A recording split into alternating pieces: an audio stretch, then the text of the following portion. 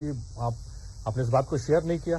नहीं, देखिए, ये अगर आपका प्रश्न हो तो मैं इसका जवाब दे सकता हूं, पर मैं ये चूंकि आपका प्रश्न नहीं है, ये तनुज जी का प्रश्न है, तो मैं अपनी बात कहना चाहता हूं। देखिए, इस चुनाव में जो मुख्य मुद्दा होगा झारखंड से रिलेटेड, वो करप्शन भी है। आदिवासी मूलवासियों के नाम पर ये सत्ता देने के नाम पर ये सरकार आई थी, और किस तरीके से इन्होंने आदिवासी मूलवासियों को ठगा। आदिवासियों का मतलब इनके लिए सिर्फ और सिर्फ सोरेन परिवार था।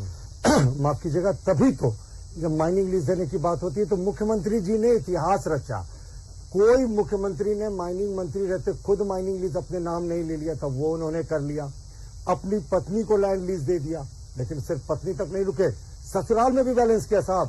साली को भी लैंड लीज दे दिया, अपने भाई को भी माइनिंग लीज दे दिया, पंकज मिश्रा जी की पत्नी को भी दे दिया, जो विधायक प्रतिनिधि थे इनके बरहेट से, जो 2 सालों से जेल में लेकिन अभी तक नहीं हटे। 70,000 करोड़ का घपला घोटाले का आरोप लगा। एक मुख्यमंत्री 40 घंटे तक मिस्टर इंडिया की तरह अदृश्य रहा। राजभवन ने जब डीजीपी, चीफ सेक्रेटरी और होम सेक्रेटरी को बुलाया तो उन्होंने कहा 40 घंटों से हमारा जो मुख्यमंत्री हैं उनसे कोई संपर्क नहीं है। मुख्यमंत्री किसी फरार अभियुक्त की तरह 40 घंटे तक गायब थे, उसके बाद प्रकट होते हैं।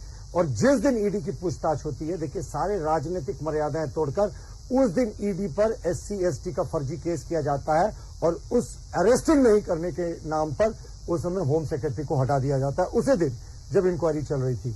तो इस सरकार में आदिवासियत का मतलब सिर्फ और सिर्फ सोरेन परिवार है, जैसा मैंने पहले कहा आपको। और इन्होंने कैसे ठगा साहब, महिला उत्पीड़न की संख्या झारखंड के 24 वर्षों में इस रिकॉर्ड तक नहीं पहुंची थी।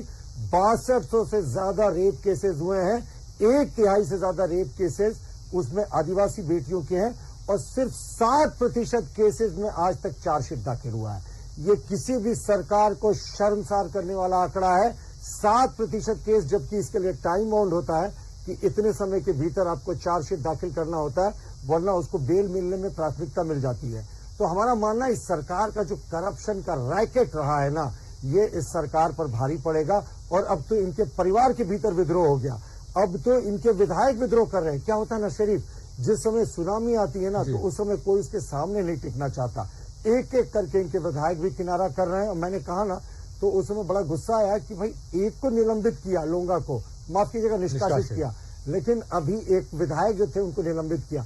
गुना एक, सजा का दायरा अलग। और मैं अभी कांग्रेस के अपने विद्वान मित्र को सुन रहा था, उन्होंने बताया कि कांग्रेस ने कहीं भी जो है सो ये मुस्लिम के लिए आरक्षण की बात नहीं की थी। देखिए, कांग्रेस ने मुस्लिम नहीं, माइनॉरिटीज के लिए साफ कहा था। और जिन प्रदेशों का इन्होंने जिक्र किया, उसमें प्रदेशों का जिक्र करना जानबूझकर छोड़ दिया, क्योंकि उसमें एक प्रमुख कर्नाटका था, जहां इन्होंने SC ST OBC के आरक्षण में मुस्लिम को शुमार कर लिया। इनका कहना था कि मंडल कमीशन को हमने लागू किया। देखिए, मंडल कमीशन की रिपोर्ट का ये पेज देखिए, जिसमें स्पष्ट लिखा है कि जो गैर हिंदू धर्म के लोग हैं उनको उनके वंशानुगत पेशे, यानी जातीय आधार पर जो उनका पेशा है, धोबी, तेली, धीमर, नाई, गुज्जर, कुम्हार, लोहार, दर्जी, बढ़ई आदि के आधार पर आरक्षण मिलेगा। लेकिन ये तो उसके विपरीत, मंडल कमीशन के रिपोर्ट के विपरीत ये कह रहे कि नहीं साहब, सोशल और इकोनॉमिक बैकवर्डनेस देखेंगे।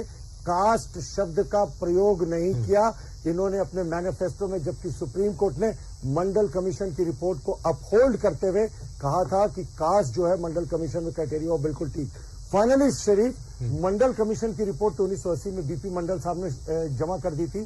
कांग्रेस की 2 ब्रूट मेजोरिटीज की सरकारें थी, स्वर्गीय इंदिरा गांधी, स्वर्गीय राजीव गांधी के नेतृत्व में।